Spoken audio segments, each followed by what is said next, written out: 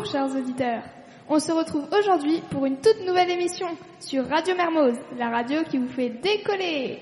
Je suis Violette, votre animatrice pour aujourd'hui. Tout au long de cette émission, nous écouterons d'abord Jeanne pour un petit topo de l'actualité, puis Catel qui nous rejoint aujourd'hui pour un horoscope inédit. Enfin, nous débattrons un peu sur les mesures prises à l'école. C'est parti! Radio Mermoz, à la recherche de la vérité, la vraie.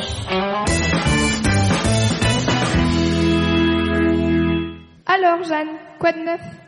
Bonjour Violette.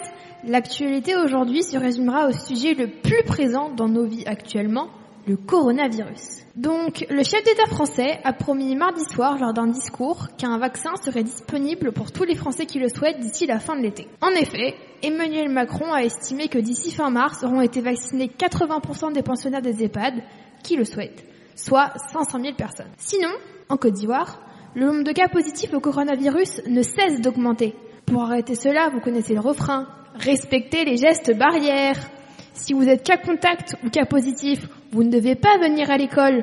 Prévenez la direction et suivez le protocole qu'elle va vous transmettre. Toujours en Côte d'Ivoire, les premières livraisons du vaccin Pfizer d'environ 100 000 doses initialement prévues pour la fin janvier 2021 sont reportées à la mi-février, compte tenu des retards dans la mise à disposition des vaccins.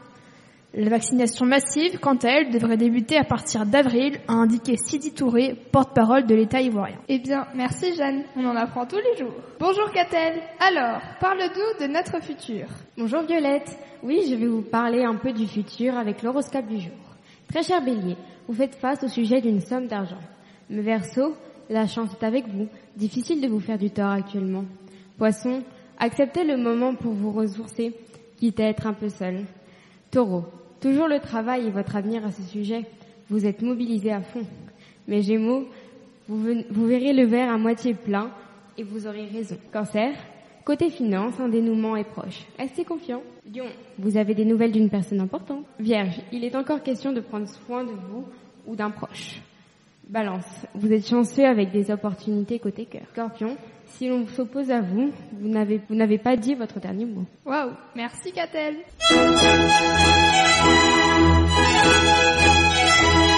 Vous en avez marre de devoir marcher pour aller à l'école? Qui plus est avec un sac qui pèse 3 tonnes? Eh bien n'attendez plus et achetez les sacs à dos vol. Des sacs qui ont la capacité de déployer une fusée qui vous élèvera dans les airs. Plus besoin de marcher.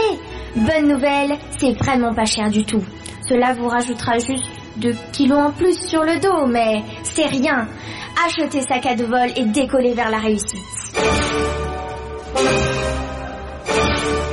Pour finir, nous allons débattre avec les journalistes sur les mesures présentes à l'école.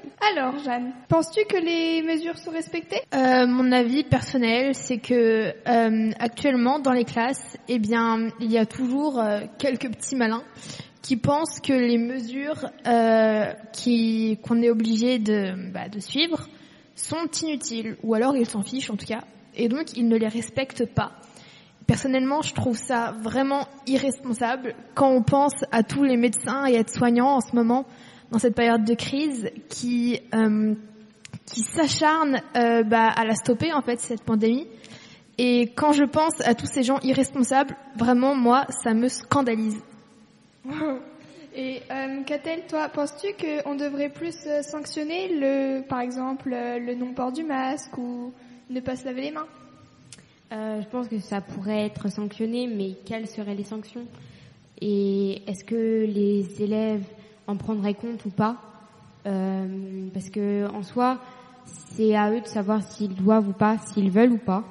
On nous a distribué des consignes qu'on a respectées. Si on ne veut pas, on devrait être sanctionné, je suppose. Je vois. Et Jeanne, est-ce que toi, tu trouves qu'à la cantine, les mesures sont assez strictes ou tu trouves ça un peu trop lâche? Alors, la cantine, question sensible, je suppose, en ce moment. Mon avis, déjà, le mien, ce serait de supprimer la cantine. Parce que pour le coup, c'est vraiment le nid... non, pas un nid, c'est pas le bon terme. Mais disons, c'est vraiment l'endroit où on pourrait tous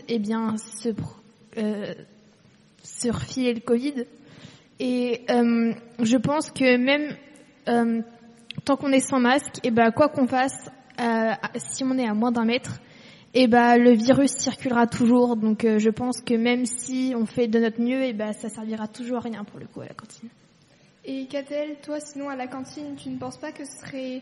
Enfin, il y a eu des plexiglas qui se sont détériorés, mais penses-tu que ce ne serait pas une bonne idée de les réinstaller ?